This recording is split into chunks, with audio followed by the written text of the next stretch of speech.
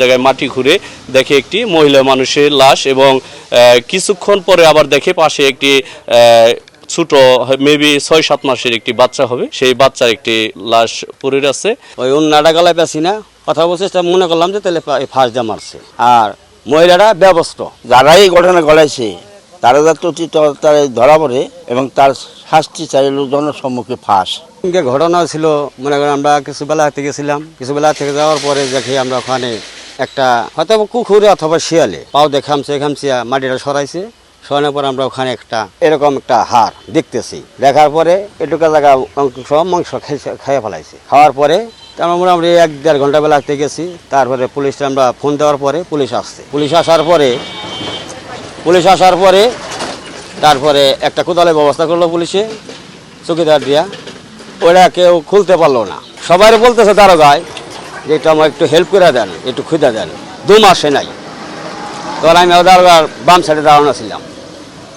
পরে দারোগায় বললো ভাই আপনি একটু হেল্প করে দেন। হেল্প করে দেওয়ার পরে আমি কোদালটা ধরে খুঁজে দিছি। খুঁজে দেওয়ার পরে লাশটা ওই চৌকিদারে আর আমি দুইজনেই 2টা মুঠি ধরে তুলছি। বস্তায় ছিল, পাটের বস্তা।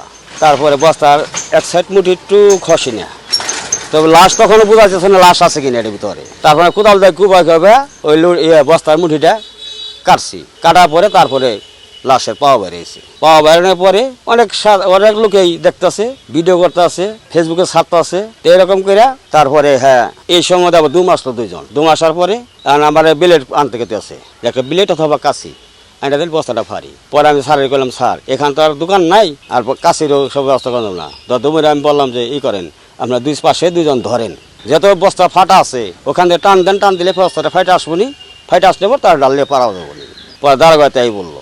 বলার পরে তারপরে টাইনটা ফাইরা এতটুকু জায়গা ফাড়ার পরে ডালার পরে একটা আমরা মনে করছি ভরি পড়ছে, বাস্তব কথা যেটা ভরি পড়ছে ওটার মধ্যে আমরা তাকাই নাই। তারপরে আমরা লাশটা বাইরে এলো, লাশটা উত্তর দক্ষিণে শোয়া, মাথাটা দক্ষিণমুখী পড়লো। পরার পরে একটা মেক্সি আর একটা উন্না গলায় পেছি না, ওই উন্নাটা গলায় পেছি না কথা বলছে, মনে করলাম যে তাহলে ফাঁস দিয়ে মারছে।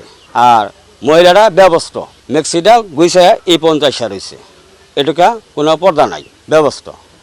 বাচ্চাটা তখনও আমরা বাচ্চা খেয়াল করি নাই, তখন আমরা বাচ্চা খেয়াল ওই আমরা মনে করছি ভরি পড়ছে মনে করছি। তখন ওই দারোগা বলছে যাতে ভরিটার সাথে উঠে দিও, দুমেরে বলছে। তখন আমরা যা দেখি বাচ্চা উপরে পড়ছে, ছোট একটা বাচ্চা উপরে পড়ছে, হাত দেখা যায়, হাত বোঝা যেতেছে, হাত আছে, মাথা হয়েছে। পরে করে দেখো দারোগা বলতেছে দেখো ওটা ছেলে বাবু না মেয়ে বাবু। পর দুমেরে চিৎকার দেখে যে ছেলে বাবু। যারা এই ঘটনা ঘটাইছে তারা তারা ধরা পড়ে এবং তার শাস্তি চাই লোকজনের সম্মুখে ফাঁস। এটা হলো জোড়া খুন, একটা মানুষ মাইরা এনে পুতিয়া রাখা, এটা জানা সাহসের কলিজার কামনা, তার ফাঁসি চাই।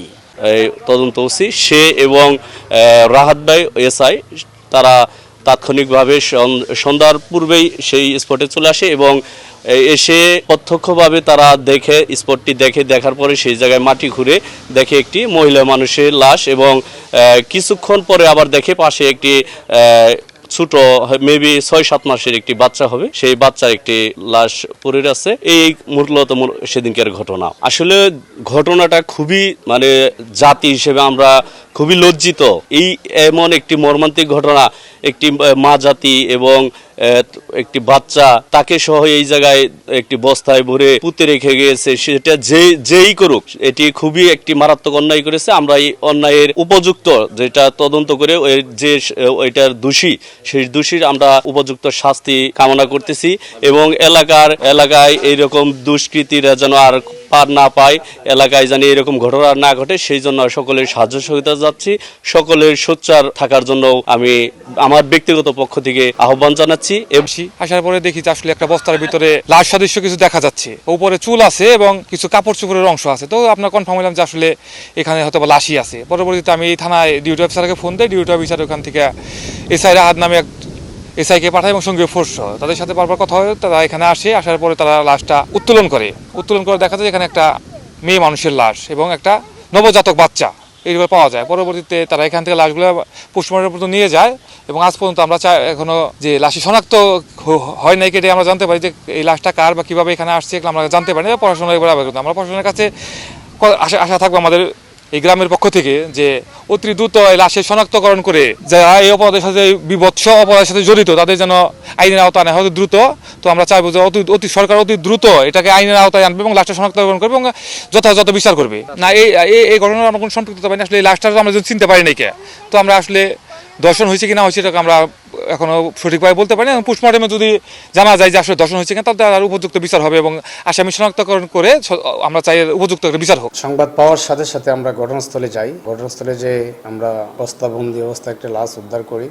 লাশ বস্তা থেকে বের করার পরে নবজাতকের লাশও বের হয়। পরবর্তীতে আমরা সুরতার রিপোর্ট করে ময়নাতদন্ত এবং মৃত্যুর সঠিক কারণ নির্ণয়ের জন্য আমরা টাঙ্গাইল মেডিকেল কলেজ হাসপাতালে প্রেরণ করি।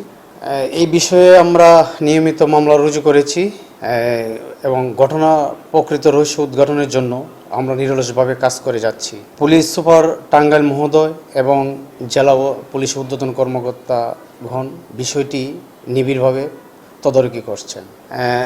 এই বিষয়ে আমরা ইতিমধ্যে বাংলাদেশের সকল থানায় বেতার বার্তা প্রেরণ করেছি। পার্শ্ববর্তী থানাসমূহে আমরা মোবাইল ফোনের মাধ্যমে যোগাযোগ করেছি। ভিকটিমের পরিচয় শনাক্ত করার জন্য আমরা সর্বোচ্চ চেষ্টা করে যাচ্ছি। ঘটনা প্রকৃত রহস্য উদ্ঘাটনের পূর্বে কোনো ধরনের অপপ্রচারে বিভ্রান্ত না হওয়ার জন্য সকলকে আমি অনুরোধ করছি। ময়নাতদন্ত রিপোর্ট, ফরেনসিক রিপোর্ট পাওয়ার পরে এটা বলা যাবে মৃত্যুর সঠিক কারণ। আসলে এটা বস্তার ভিতরে ছিল, বস্তা বাঁধা অবস্থায় ছিল এবং লাশ পচে গেছে। আসলে দর্শনের কথা যে উঠছে এটা এখন আমরা নিশ্চিত না। এটা মেডিকেল এবং ফরেনসিক রিপোর্ট আসলেই প্রকৃত মৃত্যুর কারণ নির্ণয় করা যাবে। লাশ শনাক্ত হলে আমরা সর্বোচ্চ প্রকৃত যারা অপরাধী তাদেরকে আইনের আওতায় আনবো।